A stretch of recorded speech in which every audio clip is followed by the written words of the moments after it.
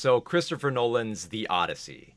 I dare say this might be my favorite Nolan film because Christopher Nolan, like a lot of storytellers, he does have an appreciation for Homer's The Odyssey, and he does more than give it a fresh coat of blockbuster allure with his adaptation. The importance of storytelling and how it molds us is never lost amid the impressive IMAX cinematography and visual effects. Rather than merely retell what so many have for centuries, Nolan takes this foundational lattice for grand stories and makes it more of his own with a thoughtful and exciting approach. And that thoughtfulness in the script is rather refreshing for a movie that boasts a man-eating cyclops and intense scenes of war. What makes this work so well is how Nolan carries over his non-linear, multi-perspective narrative format from Oppenheimer, painting a complete picture by jumping around where it is thematically important. He frames the protagonist of Odysseus, played by Matt Damon, as someone worn and weary, struggling to recall the many years of combat and despair that came before. The king of Ithaca led a triumphant campaign against Troy with the Trojan horse deception. With many singing his praises, he appears as a cunning strategist. But what happened to his crew, and why has he not yet returned to Ithaca?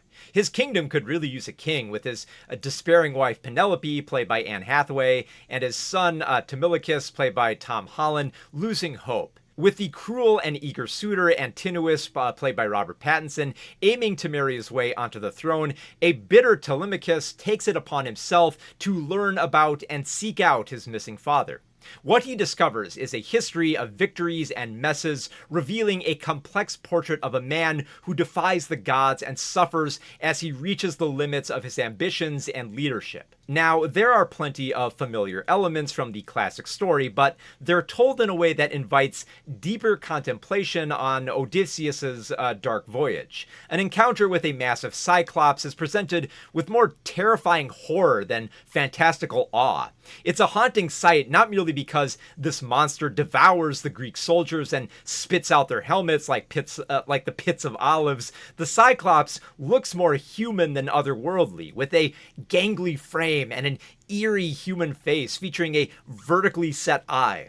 Nolan isn't afraid to make even the most magical moments more grimy to enhance the failure and humiliation of Odysseus. The film embraces body horror in the scene where the witch Circe, played by Samantha Morton, transforms the soldiers into swine, literally molding their bodies into the animal of her choice. And that devotion to making this dangerous adventure seem more real and gritty is what grounds a film that could have gotten lost in the grandiose battles of dozens of warriors and the pulse-pounding, earth-shaking score by Ludwig Göransson.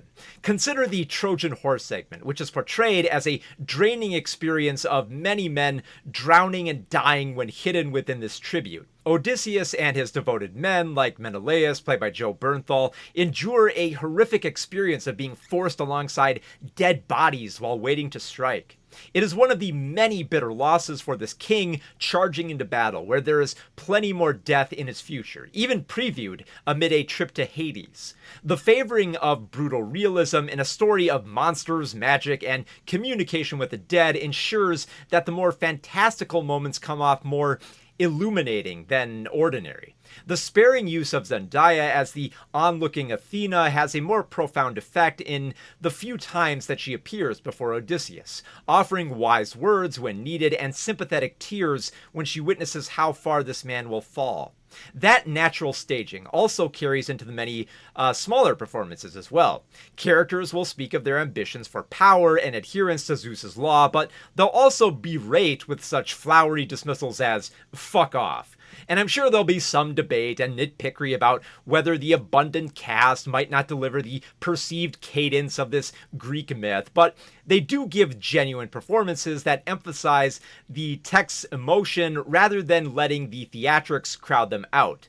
Matt Damon works well for the role of Odysseus as an older man who has seen the worst of mankind, which has taken a toll on his mind and body. His ability to return home and cleanse the throne of those hungry to take advantage of his absence becomes more of a personal journey for accepting his failures than merely finding the best route.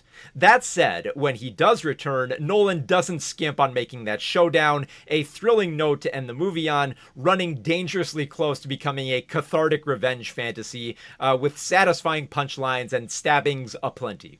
This direction enhances even the smallest roles. Elliot Page doesn't have much screen time as Sinon, but he delivers a powerful storm of bitter words against Odysseus and Hades. The anger never subsides amid the filthy makeup and the many dead soldiers surrounding him in that scene. Lupita Nyong'o as Helen of Troy does far more than let her face tell her story, revealing murderous vengeance behind closed doors and somber admissions. John Leguizamo's Eumaeus has a lot of charm in how he quietly spits upon the many suitors of the queen, more piggish than the swine that he cares for. And that's only scratching the surface of how many more powerful performers are given more depth than mere players in this intricate picture.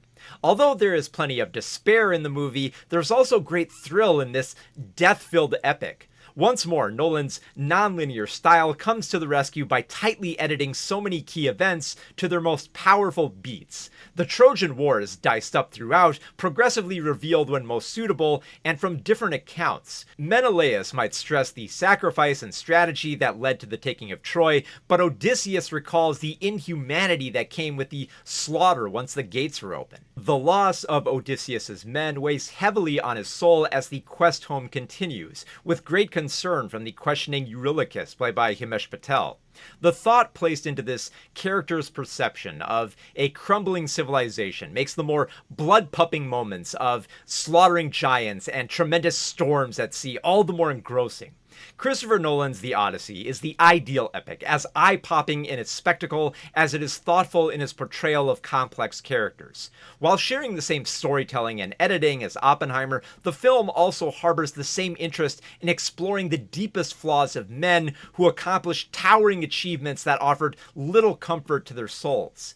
A lesser director might have favored a more swashbuckling action-adventure or a muted recitation. Nolan proves that you can approach even the most ancient retellings if you have something to say and a vision to make the story your own.